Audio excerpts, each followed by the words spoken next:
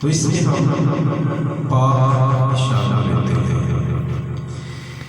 आज हम बाइबल मुकद्दस से सीखेंगे। देखिए मेरे साथ रसूलों की अमानत उसका दूसरा बाब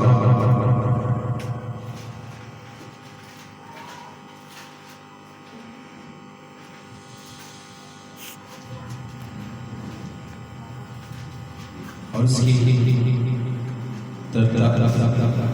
से 47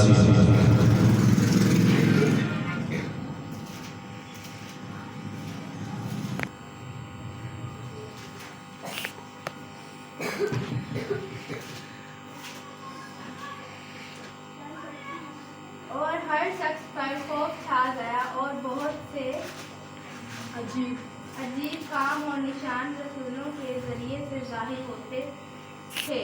और जो ईमान लाए थे वो सब एक जगह रहते थे और सब चीज़ों में शरीक थे और अपना माल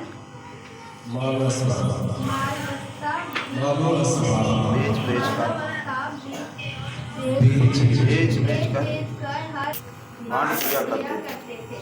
और हर रोज एक दिन होकर हैकल में जमा हुआ करते थे और घरों में रोटी तोड़कर खुशी और सादा दिली से खाना खाया करते थे और खुदा की हमद करते और सब लोगों को। ये है पहली कलीसिया जब हम ईमानदार की बाहरी जिंदगी पर गौर करते हैं तो एक ईमानदार जो है उसकी जिंदगी का दारोमदार हम बाइबल मुकद्दस में देखते हैं और हर शख्स पर खौफ छा गया और बहुत से अजीब काम और निशान रसूलों के जरिए से ज़ाहिर होते थे। और जो ईमान लाते थे वो सब एक जगह रहते थे। Hallelujah hallelujah. जो ईमान लाते थे वो सब एक जगह रहते थे।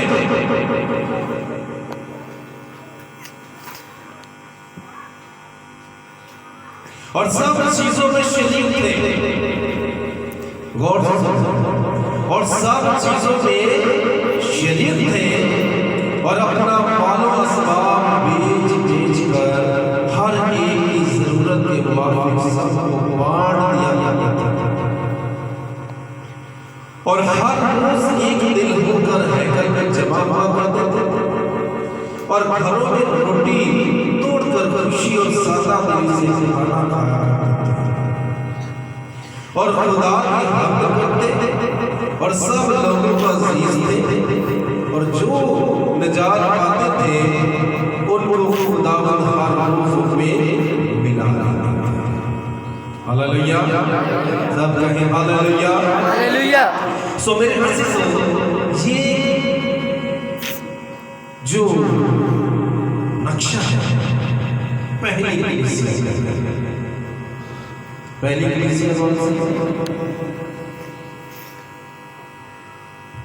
कलीसिया वो है जो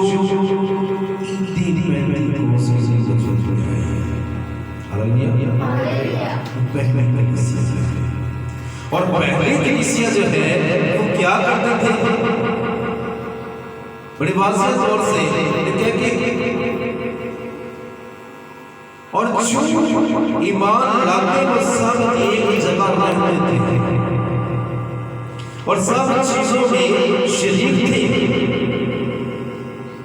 आज अगर हम अपने जिंदगी पर गौर करें, आज की कलीसियाओं पर गौर करें तो कितना ज्यादा हम मिलकर करते हैं।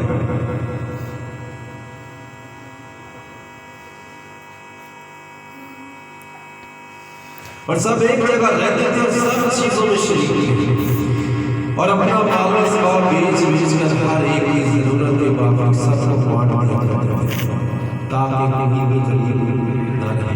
कोई भी जरूरतमंद जो है वो महरूम ना रहे, बल्कि हर एक की जरूरत जो है पूरी हो और सबको एक जैसा बराबरी का, यानी कि बराबरी की नजर से देखा जाए। वरना कि मैं बहुत ज्यादा अपर हूँ और ये बहुत ज्यादा लोग हैं, ये पहली कलीसिया और हर रोज एक दिल होकर हैकल में जमा हुआ करते और घरों में रोटी तोड़कर खुशी और सादा दिली से खाना खाया करते थे और खुदा की हमद करते सब लोगों को अजीज थे और जो प्यार करते थे उनको खुदा में मिला देता था। उनके उठना उनका बैठना इस कदर लोगों को पसंद आता, वो खुदा की तरफ खींचे चले जाते। ईमानदारों की जो जमात है उनके बारे में लिखा है, और जो ईमान लाते थे वो सब एक जगह रहते थे। हम कितने रहते हैं? हमने आज सुबह की जो हमारी इबादत है ये है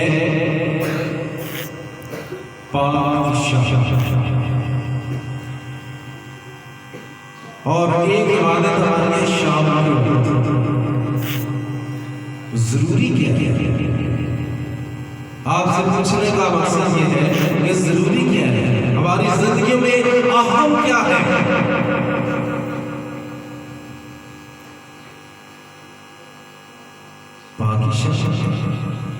लेना या कि दूसरी इबादत में जरूरी क्या है? वजह क्या है? क्यों पाक चल रही है?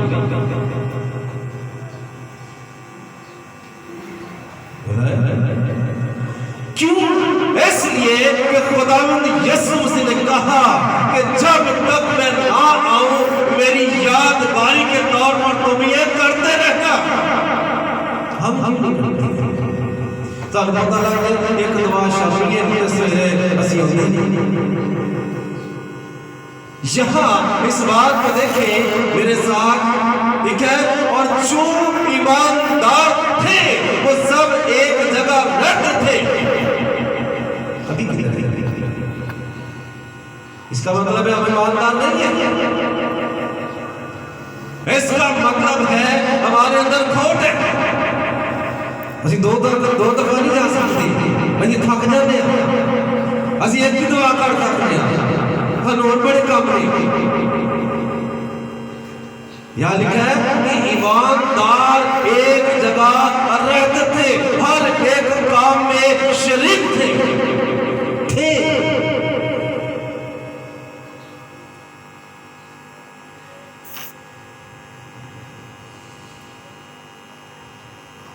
और जो ईमान लाते वो सब एक जगह रहते थे और सब चीजों में शरीक थे, सब चीजों में, सुबह की दुआ में भी, शाम की भी, रात आई उसमें भी, कल दुआ उसमें भी, हर दुआ में शामिल थे। ये ईमानदार जो है उसका उठना बैठना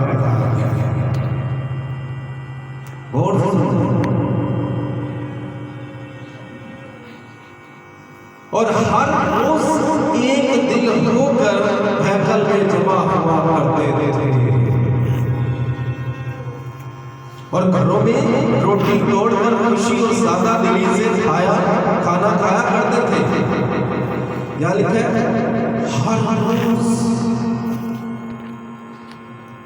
हर रोज एक दिल होकर हैकल में जमा हुआ करते थे और घरों में रोटी तोड़कर खुशी और सादा दिली से खाना खाया करते थे। हर रोज हैकल करते थे, हर रोज तो साथ में थे। आज अगर हम अपनी जिंदगियों पर गौर करें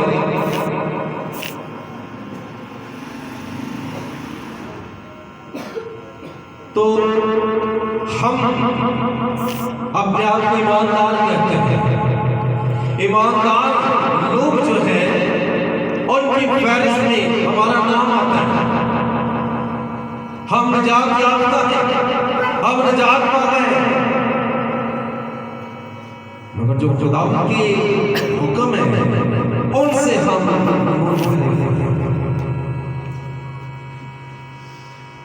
खुदा ने क्या कहा, मेरी यादगारी के तौर पर ये करते रहना जब तक मैं ना आऊं।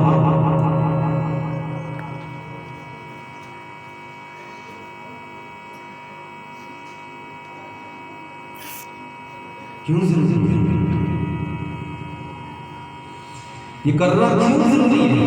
क्यों खुदा ने कहा कि मेरी यादगारी के तौर पर तुम ये करते रहना? ईमानदारों, तुम ये करते रहना ताकि तुम्हें याद रहे कि मैंने तुम्हारे लिए अपने बदन का नजराना दिया है। देखिए मेरे साथ रसूलों की आवाज, खुदा हमें याद दिलाने के लिए कहते हैं कि तुमने ये करते रहना है। रोमियो से अच्छी बात,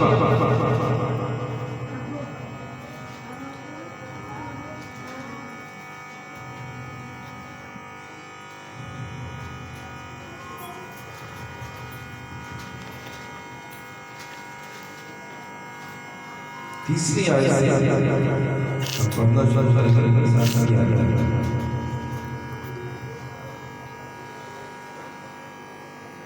खुदा की कलाम लिखा है, क्या तुम नहीं जानते कि हम जिन्होंने ने मसीह यीशु में शामिल होने का बपतिस्मा लिया, उसकी मौत में शामिल होने का बपतिस्मा लिया। बस मौत में शामिल होने के बपतिस्मा के वसीला से हम उसके साथ दफन हुए, ताकि जिस तरह मसीह बाप के जलाल के वसीला से मुर्दों में से जगाया गया, उसी तरह हम भी नई जिंदगी जी सकें। क्योंकि जब हम उसकी मौत की मुशाबत से उसके साथ वाबस्ता हो गए, तो बेशक उसके जीने की मुशाबत से इसके साथ चुनांचे हम जानते हैं कि हमारी पुरानी इंसानियत उसके साथ इसलिए मसलूब की गई कि गुनाह का बदन बेकार हो जाए, ताकि हम आगे के गुनाह की गुलामी में न रहें, क्योंकि जो हुआ गुनाह से बरी हुआ। Hallelujah, hallelujah. क्योंकि जो हुआ गुनाह से बरी हुआ। सो मेरे अजीजों, हमें बताया गया है कि क्या तुम नहीं जानते कि हम जितनों ने मसीह यीशु में शामिल होने का बपतिस्मा लिया, तो उसकी मौत में शामिल होने का बपतिस्मा लिया। हम उसकी मौत में शामिल हो गए। जब हम बपतिस्मा लेते हैं क्या करते हैं? बपतिस्मा लेने से क्या मुराद है? क्यों हम बपतिस्मा लेते हैं? हम क्या जाए? खुदा के बंदा पौलुस रसूल हमें बताते हैं कि अब मैं सजादार रहा, क्योंकि मसीह यीशु मुझ में। ये ईमानदार जो है उसके ये बड़ी अहम और जरूरी बात है। एक ईमानदार जो है उसके लिए बड़ी अहम और जरूरी बात है, क्योंकि जब वो बपतिस्मा ले लेता है फिर वो अपने लिए नहीं जीता। हालेलुया। फिर वो अपने लिए नहीं जीता, फिर वो खुदावंद के लिए जीता है, क्योंकि मसीह में शामिल होने का, उसकी मौत में शामिल होने का बपतिस्मा उसने ले लिया है। इसलिए खुदा ने कहा कि मेरी यादगारी के तौर पर तुम ये करते रहना, छोड़ना नहीं, भूलना नहीं, सुनते ना रह कि चलो शाम की दुआ है तो चले जाना, सुबह ईमानदार के काम नहीं है ये नादानों के काम है। क्योंकि कलाम में लिखा है बस गौर से देखो कि किस तरह चलते हो, बस गौर से देखो कि किस तरह चलते हो। कहीं नादान तो नहीं है, कहीं नादानी तो नहीं करते। समझे अजीजों, हमें खुदावंद के कलाम में इस बात को समझना है कि हमने खुदावंद के लिए अपने आप को महसूस कर दिया है, दे दिया है।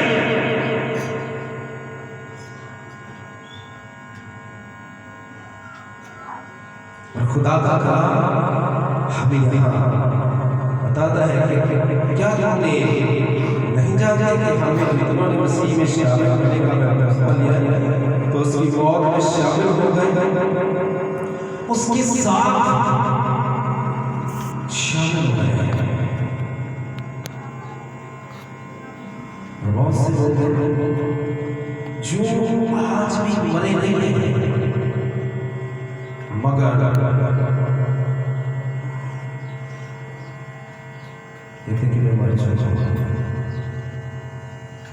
कितने लोग मर चुके हैं, कितने लोग बैठे जो मर चुके हैं। हालेलुया।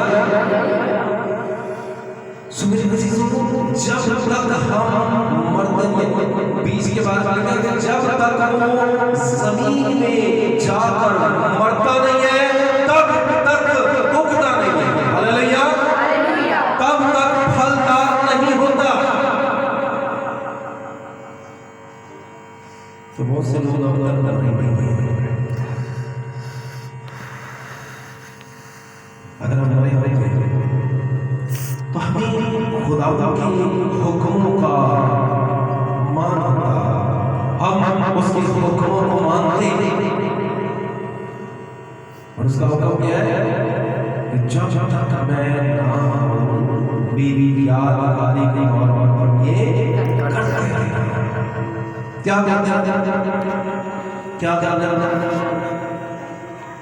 आज क्या शायरबानी में अपना हाथ बढ़ाएं। हमने शायरबानी को लेना है। और शायरबानी क्या है? इंग्लिश में इसे कहते हैं होली कम्युनियन। होली कम्युनियन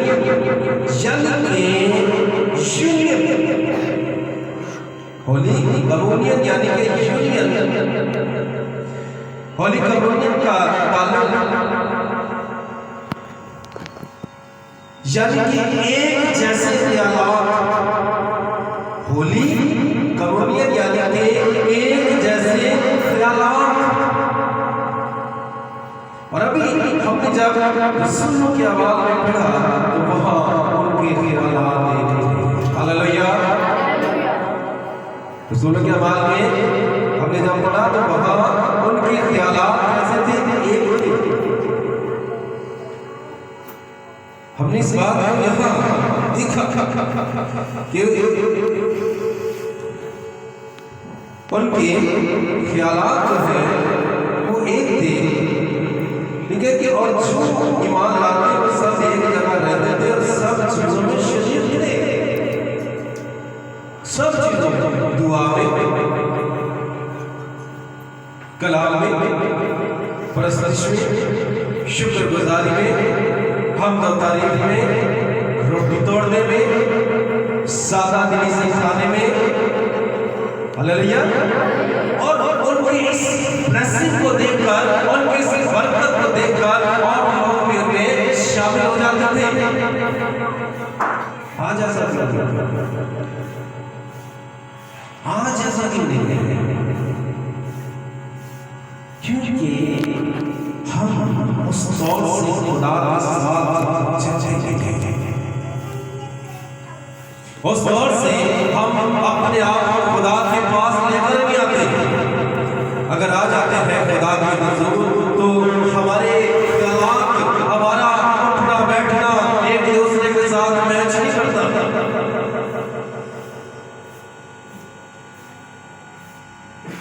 मेरे अजीजों, चर्च में बैठना दुआ नहीं है। चर्च में बैठना दुआ नहीं है, खुदा का नाम रखना नहीं है। चर्च वो है जहाँ खुदा मौजूद है। Hallelujah hallelujah hallelujah. Hallelujah. Church वो है जहाँ खुदा मौजूद है और उसके लोग मौजूद हैं। कलाम कहते हैं कि खुदा की जमात में खुदा मौजूद है। और यहाँ जब हम पहली कलीसिया की जिंदगी पर गौर करते हैं तो इनके दरमियान हर वक्त खुदा मौजूद रहता था, हर वक्त उनके दिल खुशी और शादमानी से भरे रहते थे। आज अगर जब हम अपनी जिंदगी पर गौर करें तो हम आज भी उदास ही चल जाते हैं, उदास ही चले जाते हैं। वजह क्या है? हम खुदा कि कलाम उस तौर से नहीं लेते जिस तरह से बाइबल का नक्शा हमें बताया गया है। और बाइबल का नक्शा क्या है? और जो ईमान लाते थे वो सब एक जगह रहते थे और सब चीजों में शरीक थे। सब चीजों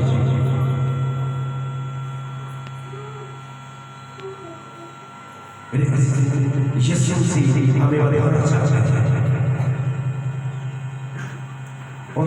खुदा ने इसलिए ये हुक्म दिया कि तुम मेरी याद आने के बाद ये करना। ज़बूर 22 से निकालने मेरे साथ। ज़बूर 22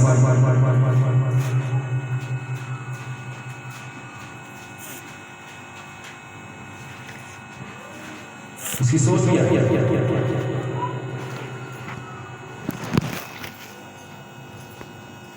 ज़बूर 22 जो भी निकाल रहे जल्दी से पढ़ दो।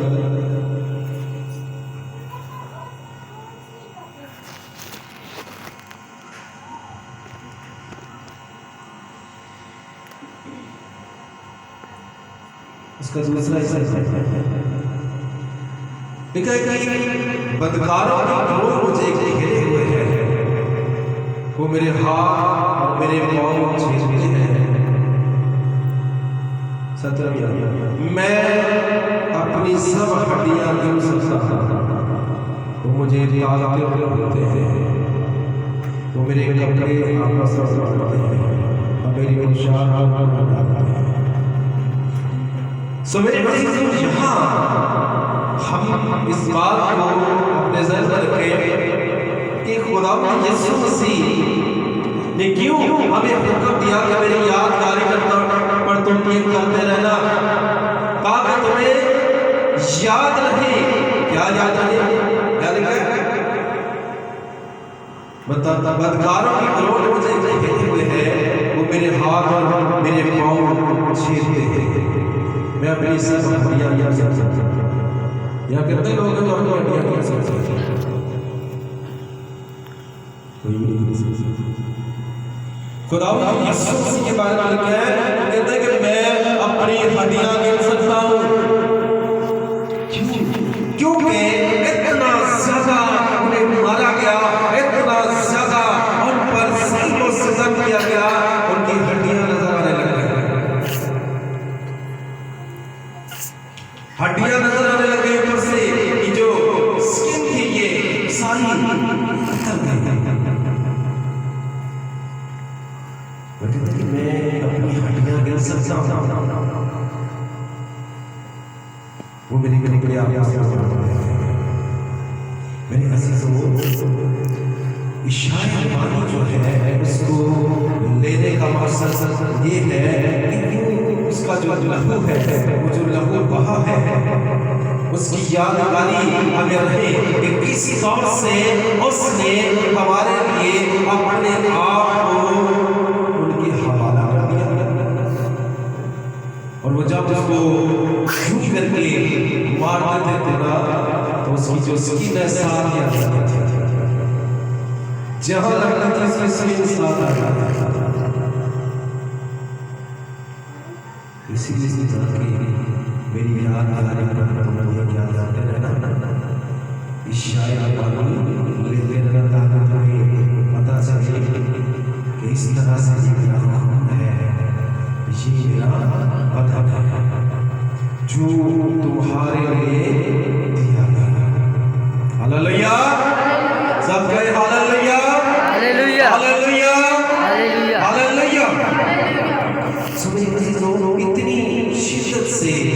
पर जुल्म किया गया, इतना ज्यादा उन्हें मारा गया। और समझे वो है हमें ये एहसास होना चाहिए कि खुदा यीशु मसीह ने हमें बचाने के लिए ये सब समझाया।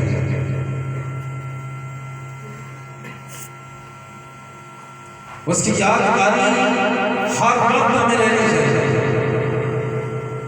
हम जॉब पर हैं तो हमें याद आना चाहिए कि ये जो जॉब मुझे मिली है उसके बाद खाना चाहिए। Hallelujah, hallelujah, hallelujah. ये जो मेरी सांसें चल रही है, यहाँ मैं आजादी से इबादत कर रहा हूँ, उसके बाद खाने से। हालेलुया। तो आज का जो मसीही है वो अपनी मुश्किलात में गिर कर रह गए, परेशानियों में गिर कर रह गए, अपने जो एक सरकार से बाहर निकल कर। इसकी वजह क्या है? उसकी वजह यह है कि हम खुदा को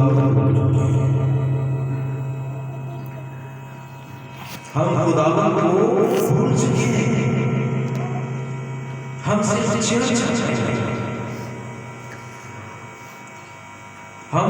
क्या कर जाते हैं? चिढ़ते हैं। सिर्फ एक ग्रोह जो है उसमें शामिल नहीं होना। क्राउड में बैठकर ये मत समझे कि मैं खुदा में आ गया। खुदा में हम जब होते हैं जब हम उसकी जब उसकी हुकूमत पर करते हैं, जब हम ईसाया पढ़ते हैं तो वहां हमें बताया गया है कि किस तरह से हमें खुदा यीशु मसीह ने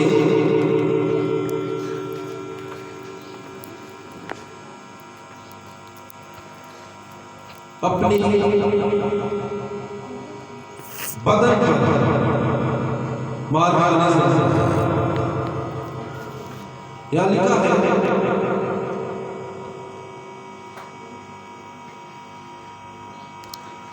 वो आदमी में हकीम,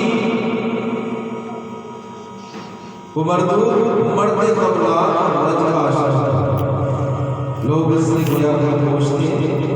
इस तरह आज उसकी तहकीर की गई और हमने उसकी कुछ तो भी उसने हमारी और हमारे ग़लतों को बर्दाश्त किया, पर हमने उसे खुदा का हमारा टूटा और सताया न समझा।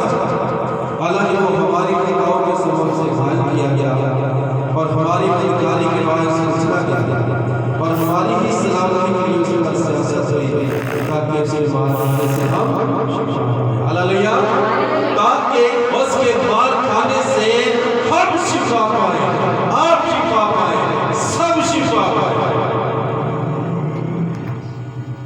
हमारी सलामती की वजह से उस पर सियासत हुई।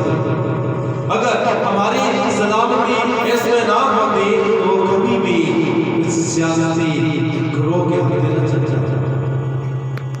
और उन सियासती लोगों के हाथ में ना पड़ता।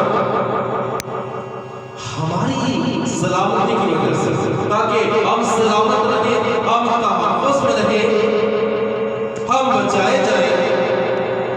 इसीलिए मेरे अज़ीज़ों उसने कहा कि मेरी यादगारी के लिए तुम ये करते रहना, याद आता रहे तुम्हें कि किस तरह से मैंने तुम्हें महफूज किया है, अपना बदन देकर, अपना लहू बहाकर, किस तरह से मैंने तुम्हें महफूज रखा।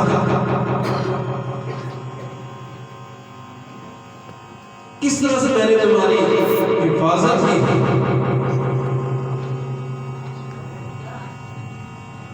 हालांकि तो हमारी खताओं का सबब से ख्याल किया गया, हमारी बदकिरदारी के बाद सोचा गया, हमारी सलामती के लिए अपनी सियासत में ताकत से बात करने से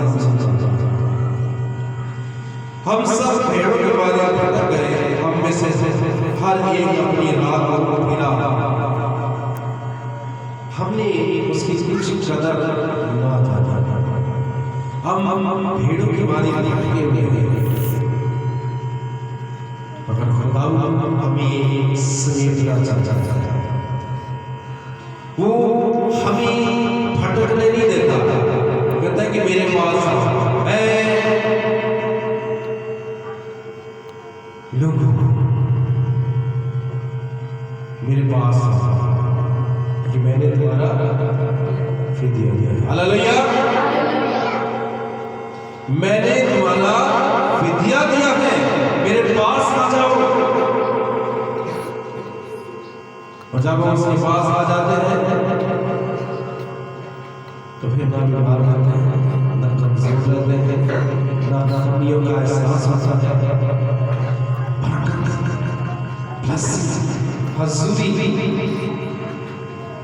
और मेरे वैसे तो हर एक भाई बहन जो